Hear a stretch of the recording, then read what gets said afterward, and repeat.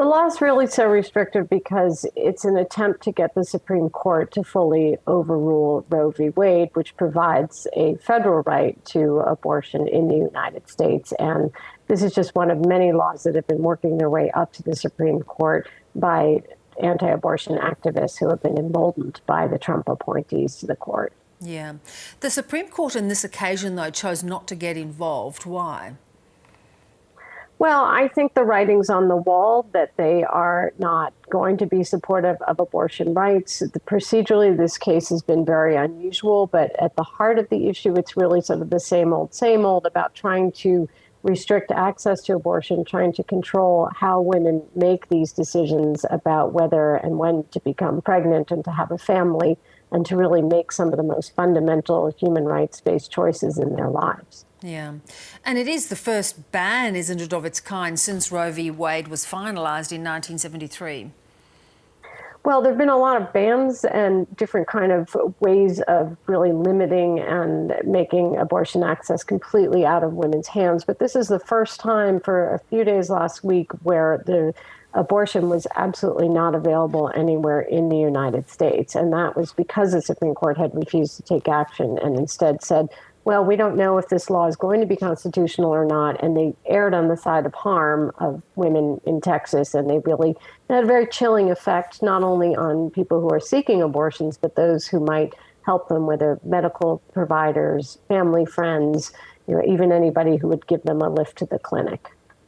Now, I mean, many have argued that although the conservative stacking of the Supreme Court by Donald Trump was moving towards the end of Roe v. Wade, there are some that say they will uphold the law. There's no reason to overturn the law. Are you disbelieving of that? I am. I mean, there is no reason to overturn the law because it's been the law of the land and it's an incredibly important human right to women.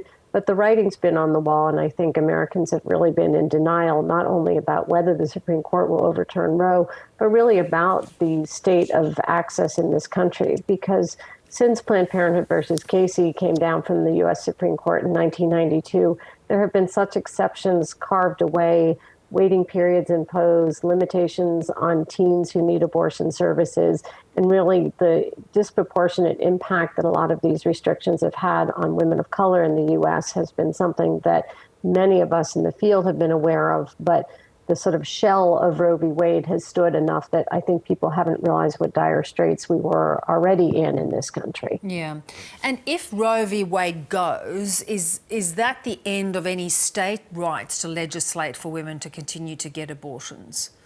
No, and that's an important distinction to make, that Roe versus Wade is the federal law and it kind of provides the floor. States can and do provide greater access to rights, but you'll really end up with sort of a patchwork of availability in the U.S. And in our book, we talk a lot about the work I did in Ireland when abortion was completely banned.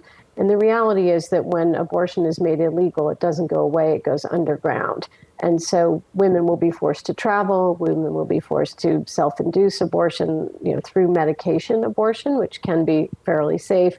But it really is going to just increase the disparity, increase the ability to access fundamental rights between the haves and the have-not in the U.S. And so it's really problematic, even as it is likely to return to the states to decide what to do in that kind of patchwork quilt. Yeah. To your point, you've written about this extensively. What are the other alternatives women have to protest their rights, to take another path to ensure that that fundamental human right for control of their own body is upheld? I think that's an excellent question, and really what we talk about in the book is this strategy of save Roe v. Wade. Save Roe v. Wade is just not working. So there are a number of tactics, and we're starting to see some of them already. People need to protest and protest loudly. This law should have never been passed in Texas and certainly in similar states.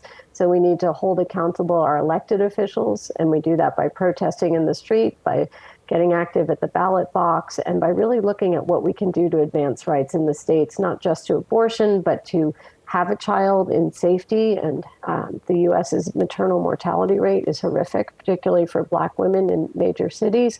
And so we need to start looking at abortion as one of the fundamental decisions that people make. And how do we have childcare to support a child who is, born into a family where they don't have those resources or access to education, to living in a safe community. And we really need to bring abortion rights in from out of the cold. And a lot of these issues that the U.S. has made some progress on around the Me Too movement or marriage equality and Black Lives Matter, and really start looking at how the right to an abortion and the right to reproductive freedom is one of these basic fundamental freedoms that we need to pay more attention to. And Julie, what is your sense of how much appetite there is for that kind of protest, for that kind of fight?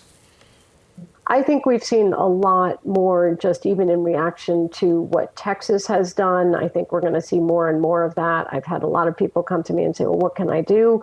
I'm concerned about myself, my daughters, my sisters, my friends. I'm concerned about how when you stigmatize abortion rights, you stigmatize LGBTQ plus rights, you limit men's options in the world too about, sexual freedom and reproductive health of women is particularly top of the list for a lot of people. And so we need to see people start voting that way and acting that way, holding corporations responsible for, where are they on this issue?